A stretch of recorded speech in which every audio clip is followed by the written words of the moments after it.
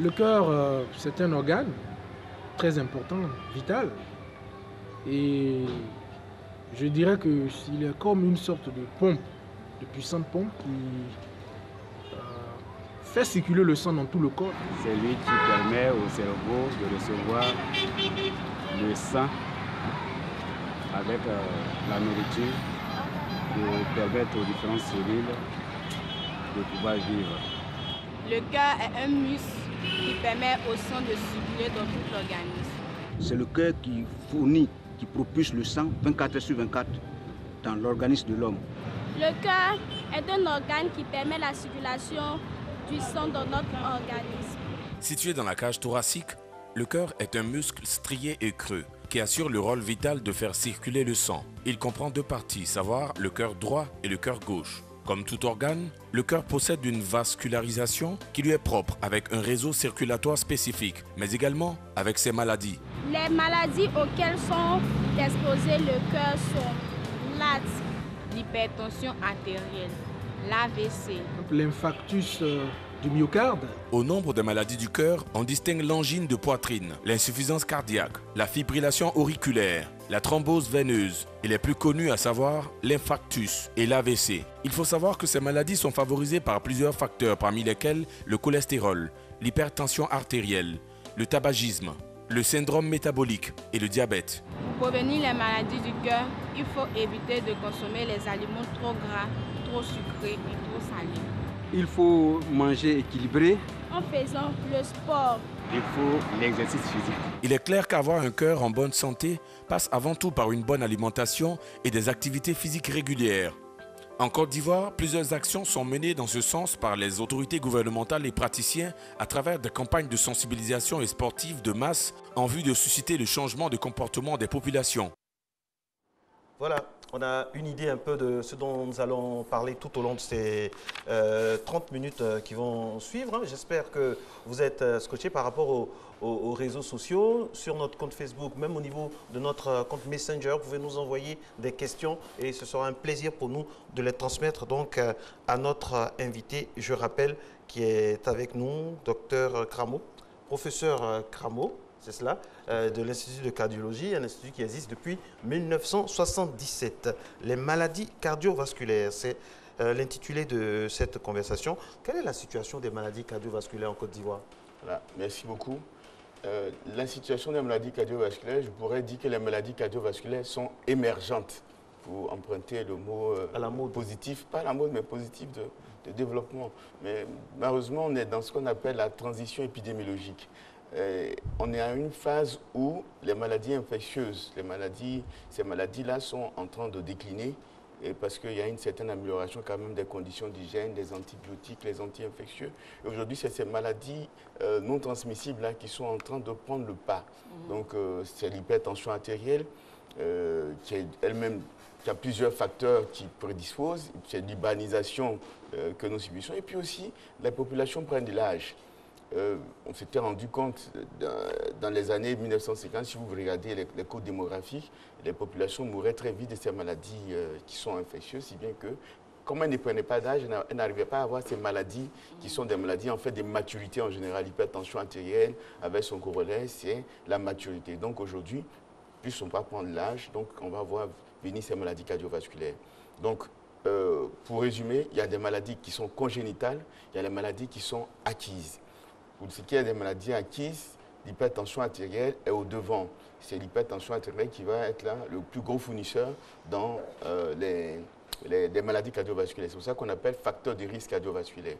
Et ces facteurs de risque cardiovasculaire, les principaux, c'est l'hypertension artérielle, c'est le diabète, c'est le problème de cholestérol, et puis, j'ai dit quoi, tabac, diabète, cholestérol, et attendez que je... Le vieillissement de la population. Oui, le vieillissement, il y a le stress, le cholestérol. Donc voici, donc ces facteurs-là vont faire qu'on va arriver soit à faire une crise cardiaque, et l'un de mes collègues viendra vous parler de ça, on appelle l'infarctus du myocarde, c'est aussi la crise cardiaque, et on a des moyens pour soigner cela. Donc le professeur Guetta Roland à l'occasion, va venir développer de long en large ce pan-là des maladies cardiovasculaires qu'on appelle les coronaropathies. Mais en fait, c'est les artères du cœur qui peuvent se boucher et donner la crise cardiaque. La mort peut survenir immédiatement ou bien alors, on a des moyens d'ouvrir, d'aller déboucher des artères du cœur qui sont bouchées parce que le cœur lui-même, il a besoin de sang. Donc, quand c'est bouché, on doit déboucher et puis pour sauver la vie. Si ce n'est pas le cas et que le malade ne vient pas vite, et alors les complications s'installent et la vie devient plus difficile. Il y a aussi les maladies du myocarde, du cœur lui-même. Tout à l'heure, j'avais entendu quelqu'un qui disait que le cœur est une pompe. Et c'est cette pompe-là qui propulse le sang à tous nos organes, au cerveau, aux reins, aux poumons. Et cette pompe-là peut être malade. Donc, le cœur ne bouge pas bien. Il devient, alors nous on dit, la cardiopathie hypokinétique. Donc, parce que la kinésie, c'est cette capacité à se contracter, à se pomper pour propulser le sang. Et ça va aboutir à l'insuffisance cardiaque. Donc, on est essoufflé au moindre effort, les pieds s'enflent. Et sur ce pan-là, c'est le spécialiste, c'est le professeur Antoine Kakou Jean-Baptiste. Il viendra lui aussi répondre à toutes les questions des Ivoiriens. Vous allez lui poser les questions. Il va développer ce que c'est que l'insuffisance cardiaque. Et puis, à côté, on a aussi ce que nous appelons les maladies vasculaires. Les maladies vasculaires, c'est par exemple que justement dans un état de grossesse ou dans un état d'hospitalisation prolongé, une veine se bouche.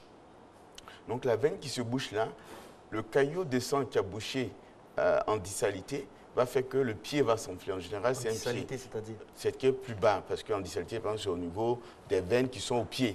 Pas une veine au niveau, je dirais, du ventre, mais plutôt un peu plus bas. Et ça peut être au niveau aussi de la cuisse. Donc, une veine est bouchée. Donc, comme la veine est bouchée, donc le sang qui doit revenir ne revient pas. Donc, ça fait que le pied va s'enfler. Mais un seul pied. Et ça, on appelle ça la maladie thromboembolique. Et ce qui est grave, c'est que ce caillot-là peut, à un moment, migrer. S'il se détache, il n'est pas dans la circulation, il va créer ce qu'on appelle les embolies pulmonaires. Et là aussi, la mort peut survenir immédiatement. Parce que la pompe dont on parlait là, la pompe se bloque. Parce qu'il y a un matériel qui allait bloquer la pompe. Toutes ces maladies, nous les voyons à l'Institut de cardiologie d'Abidjan. Et la personne qui va venir vous entretenir sur cette maladie, ce sera le professeur Koné. Donc avec Kadi, on a planifié que les maladies cardiovasculaires, en tout cas, on les développe, on les montre aux Ivoiriens. Maintenant, j'avais parlé tantôt de cardiopathie congénitale, c'est-à-dire les maladies avec lesquelles on est. Donc, pour revenir sur ce point-là, c'est que sur 1000 enfants qui vont naître partout dans le monde, et c'est en Côte d'Ivoire, mais c'est partout identique, 8 enfants sur 1000 qui naissent seront porteurs d'une cardiopathie congénitale. Et certaines sont très graves, d'autres moins, mais en tout cas, la plupart du temps, la sanction de ces cardiopathies congénitales, c'est la chirurgie cardiaque. Donc, il faudra opérer. Aujourd'hui, il y a des techniques nouvelles qui sont développées où on monte des petits tuyaux au niveau des veines ou des artères pour entrer dans le cœur et puis faire des réparations. Mais la plupart du temps, il faudra ouvrir la poitrine, ouvrir le cœur, faire des réparations et refermer. Et ces activités-là, toutes ces activités sont menées à l'Institut de cardiologie d'Abidjan, sous la houlette de notre DG, le professeur Sekarimi. Question, Eva? Je vous ai refroidi, mais ça... Oui, franchement. Franchement. Du coup, là, je m'appelle. C'est notre métier. Alors, c'est... Voilà. Bon, je vais développer encore. Les types, oui. Vous avez un peu résumé. Hein, c'est ça. Les facteurs de risque, c'est quoi? Voilà. Les facteurs de risque, en fait, c'est les facteurs qui vont exposer à la maladie cardiaque. Donc c'est les facteurs qui vont exposer à ce que le cœur soit malade. Pour ce qui concerne, pour ce qui est des maladies qui ne sont pas congénitales. Donc, quand on fume de la cigarette, ça va faire des dépôts dans les artères, même dans les artères du pied. Et pour avoir fumé, on peut se retrouver à être amputé des mains.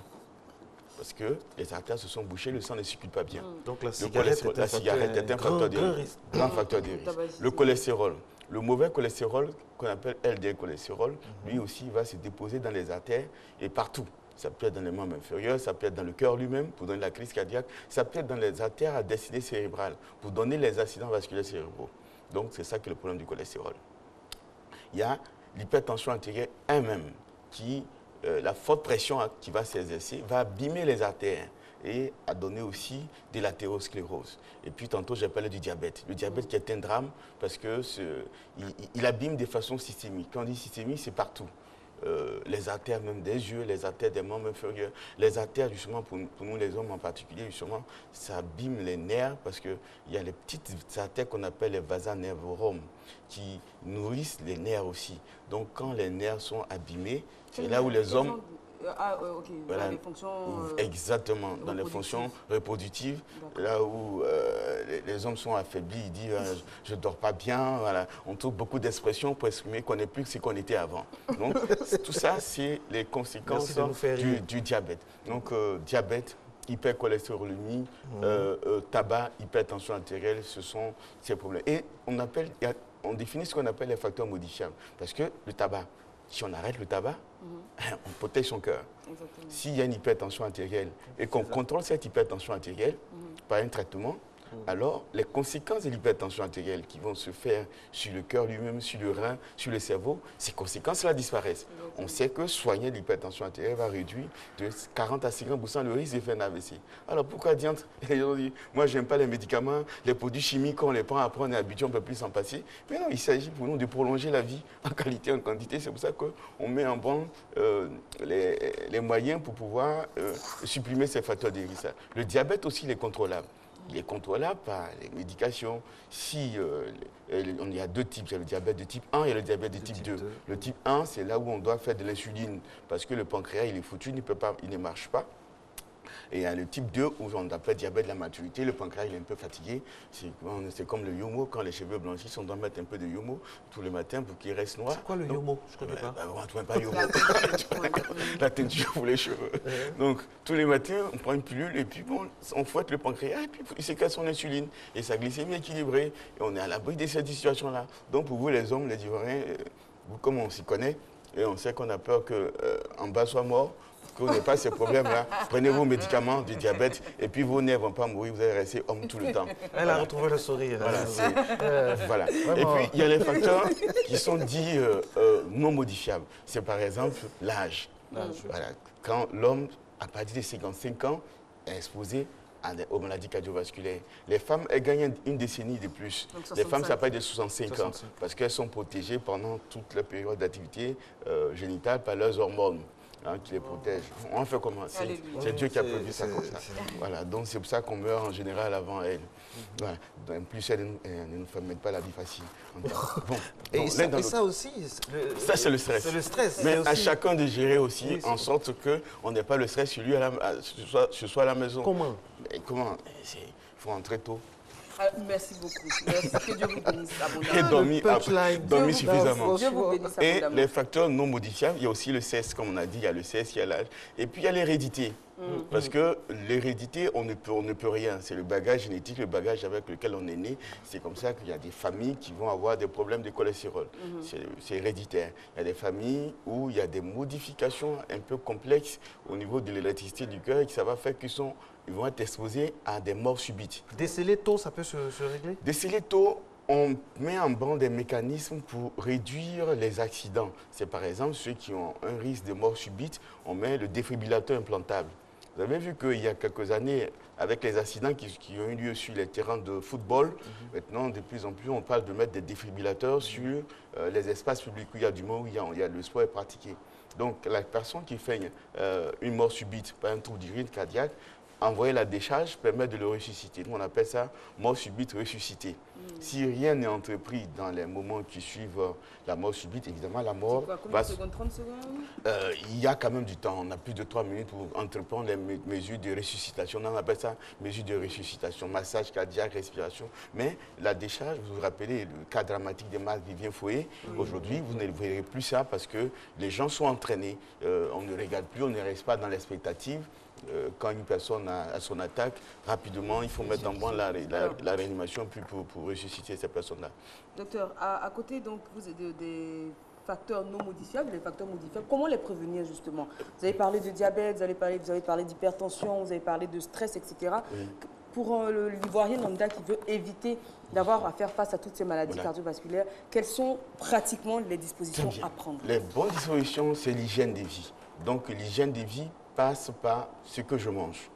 Donc, vous l'avez répété chaque fois, manger peu gras, peu sucré, peu salé. Et puis, varier son alimentation, beaucoup de légumes, beaucoup de fibres dans ce qu'on mange. Mais aussi bouger. Aérer son esprit. Quand je dis bouger, c'est faire du sport. L'homme n'est pas fait pour être assis. Éviter la sédentarité. Être assis toujours devant la télé du matin au soir. Être assis avec le soda devant qu'on va ingurgiter, ou bien alors la bière, ou encore le vin ou le whisky qu'on va ingurgiter. Donc, il faut faire du sport régulièrement. Quel sport?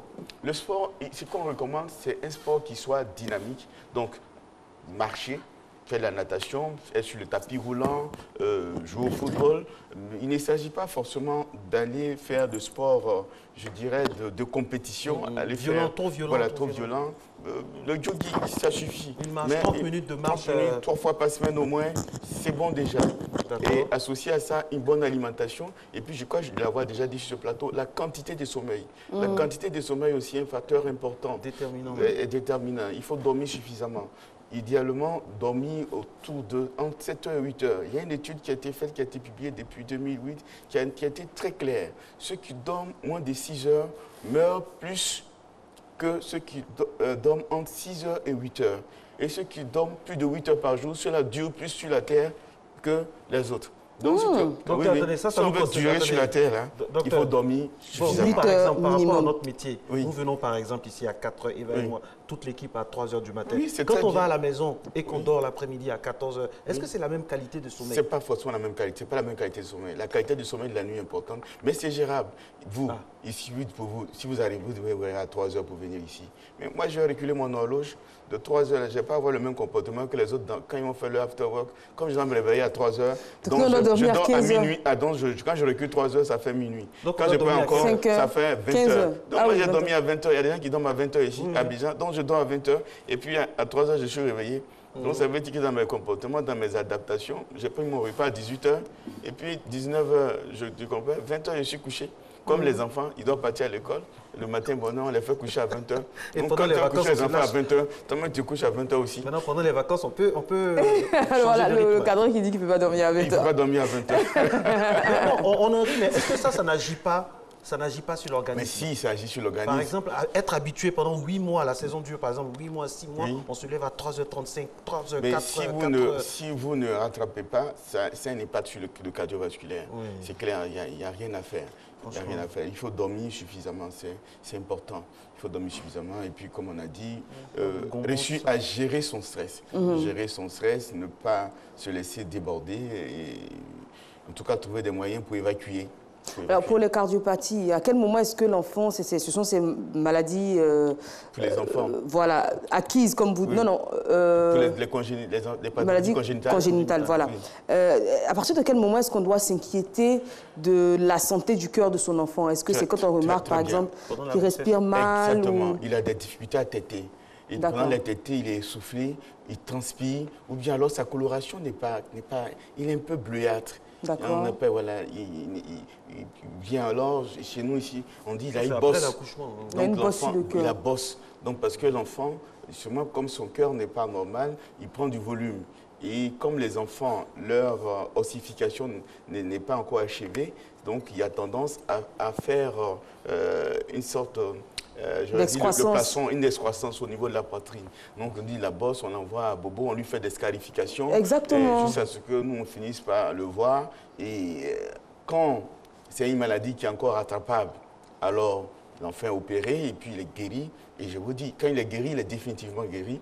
Parce que la plupart de ces malformations cardiaques n'affectent pas l'intellect. Donc les enfants ont certaines malformations cardiaques.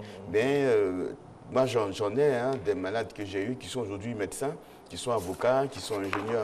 Donc, il faut donner une chance à ces enfants-là en les dépistant tôt. Idéalement, parce que tout est prévu. C'est parce qu'il y a, je dirais, les pratiques ne sont pas optimales. Quand les enfants naissent, ils sont examinés normalement par le pédiatre. Ils sont examinés par le pédiatre. Ensuite, il y a les visites à 1 semaine de vie. Tout ça, c'est organisé en sorte de dépister tout cet art éventuel. Et pour nous, les cardiologues, le médecin pédiatre ou le médecin généraliste, en posant le stéthoscope notre stéthoscope là, sur la poitrine de l'enfant, devoir entendre un bruit anormal qu'on appelle souffle cardiaque, qui doit mettre la puce à l'oreille et orienter cet enfant-là vers l'instant de cardiologie pour qu'il soit dépisté. Malheureusement, on a des problèmes de formation et les gens ne suivent pas, ils ont peur des maladies cardiaques, comme vous avez peur de la cardiologie. Malheureusement, dans le curriculum, les étudiants aussi, ils ont peur de la cardiologie. Et c'est pour cela que la plupart, en tout cas, quand j'ai l'occasion, on vient vers eux, c'est pas si complexe que ça. Il faut comprendre les choses, comment ça marche. Et puis en plus, je ne manque pas de leur faire une petite boutade pour dire que la cardiologie, ça nourrit aussi bien son homme, hein, aussi bien la cardiologie. Ça se voit. Ça se voit, non? Alors, une question de quelqu'un qui nous suit sur les réseaux sociaux. Quelle est la date de la première opération à cœur ouvert en Côte d'Ivoire? Et puis combien d'opérations on en pratique par an dans notre pays depuis la création de l'Institut de cardiologie? Pour la date de la première opération, je n'ai pas les souvenirs exacts, mais je sais que, en tout cas en 1978 déjà, la chirurgie cardiaque à cœur ouvert avait commencé ici en Côte d'Ivoire. Et c'était une volonté de notre premier président, le président Félix Houphouët-Boigny, qui, lorsqu'il y a eu la première transplantation cardiaque en Afrique du Sud, a dit « je veux un centre pareil dans mon pays ». Il a créé l'Institut de cardiologie d'Abidjan, qui était dirigé à l'époque par notre maître, le professeur Edmond Bertrand. Et il y avait une gestion qui était particulière. Il s'occupait lui-même de façon directe et personnelle des besoins de l'Institut de cardiologie. Je vous fais une petite anecdote. Par exemple, quand il y a une valve, enfin, c'est du matériel qu'on utilise, par exemple, quand ce qu'on appelle les valves cardiaques, c'est des portes qui s'ouvrent pour se referment que le sang passe. Quand c'est abîmé, il faut remplacer. Donc on enlève la valve là pour mettre en place du fer, qu'on appelle valve mécanique. Donc il y a des besoins comme ça, quand c'est exprimé directement chez le président, il fait payer et c'est mis sur l'avion présidentiel, bien sûr le prochain vol de Air France. Donc en fait, en termes de besoins, les choses étaient en temps réel. Et il s'occupait personnellement donc la gestion n'était pas complexe. Les choses ont changé. C'est pour ça que ça marchait très bien, oui. Les choses ont changé entre-temps et c'est pour ça qu'il y a eu des difficultés. Donc quand dans le temps, il y avait plus de 100 interventions par an, aujourd'hui, on est réduit à une trentaine. Et parce que problème de moyens. On a des problèmes de moyens et sur cela, notre directeur général a pu avoir, grâce à la générosité de notre président, son excellence, M. le Président Alassane Ouattara, et donc notre Premier ministre Koulibaly, avec notre ministre de la Santé, ils ont mis, Mme Goudou Raymond, 400 millions à notre disposition, mais pour prendre en charge que les cas sociaux. Ceux qui peuvent payer ne peuvent pas bénéficier de cela. Donc c'est quand vraiment c'est établi par notre système d'assistance sociale là, que la personne est dans l'indigence qu'elle peut bénéficier de cette somme-là. Parce que figurez-vous, une opération à cœur ouvert, la facture peut monter jusqu'à 4 millions. Donc si on a une somme pareille et que 100 personnes sont passées par là, il n'y a plus rien. Alors qu'avec les chiffres que je vous ai donnés, les chiffres c'est alarmant. Ici, le taux de natalité, si mes souvenirs sont bons, on était dans le taux de 300 naissances vivantes, 300 000 naissances vivantes par an.